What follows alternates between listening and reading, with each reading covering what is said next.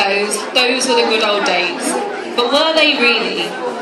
When my gran was growing up in India, she studied up until the 5th grade, but she wasn't encouraged to study any further, unlike the boys of the village who went out of town and into the city and attained a higher education. Many South Asian girls didn't attain an education at all. Most girls were expected to become housewives, and so my gran stayed at home knitting and sewing, and her entire life was pre-planned to become a wife and a mother. My gran's marriage was fixed when she was 12 years old, and she got married when she was just 19. The first time she saw my granddad was on their wedding day, and luckily for her, my granddad was and still is very good looking, and he's a hopeless romantic, so she struck lucky in that sense. And my granddad, when he lifted her veil, he thought, wow, you know, what a beauty.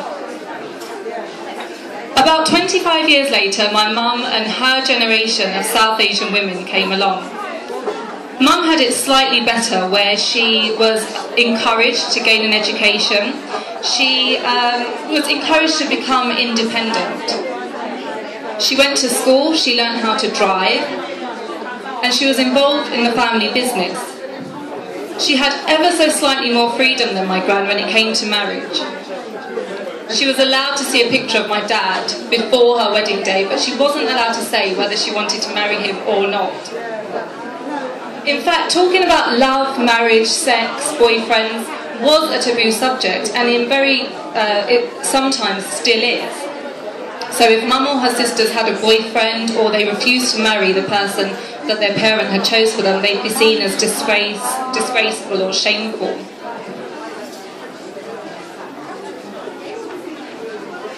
Back in my mum's day, it was still a given that she would cook for her husband. So when I came along with my generation of South Asian women, and I said to my mum, I won't be cooking for my husband every day unless I receive a bunch of flowers every night.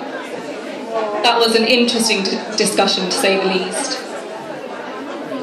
Today, South Asians use a term called love marriage, and this is where a couple are allowed to actually date before they get married. So I'd be allowed to see the guy I'm marrying beforehand. South Asians still have consensual marriages, but some girls still suffer from arranged marriages and forced underage marriages. Honour killings have come to light in recent years because some families don't want their daughters or girls to have relationships before marriage.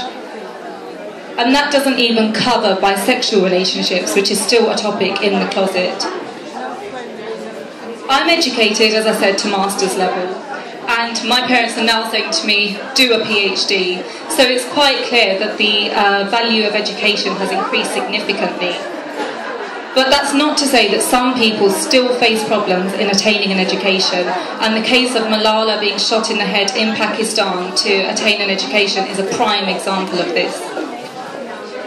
I'm standing here today and I'm wearing a Western outfit, a Western clothing, and I very rarely think, do I look provocative or am I attracting men? I just dress how I want to and how I'd like to. The fight of feminism is for women to be able to wear what they want, and it's to not be dictated to. It's about empowering women, giving them autonomy, independence and individuality. So if South Asian women want to wear a veil, they should be able to do so without being racially abused.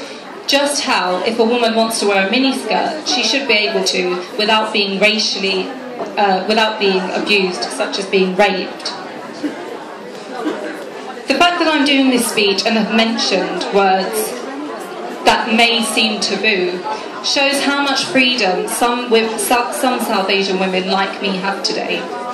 It really represents the significance of the feminist movement and how much it's helped my generation. So thank you to all of the women in the previous generations who have fought for our rights, because that's allowed me to stand here today and do what I'm doing. But that's not to say that I haven't experienced some confusion in what it means to be a woman and how to become one. There was a time when I started to frantically learn how to cook and bake cakes, and then You know, I was so bad at it, and I thought, you know what, this isn't for me, and I just need to be who I am, and that's what makes a woman.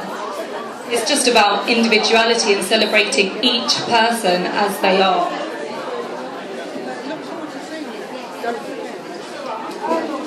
The fight in the South Asian community, as well as wider community, does continue, and much of the problem lies in the fact that women don't speak up.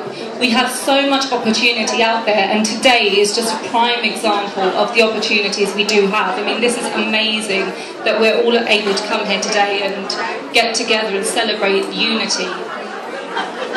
The opportunity for change is there, but the fear is too.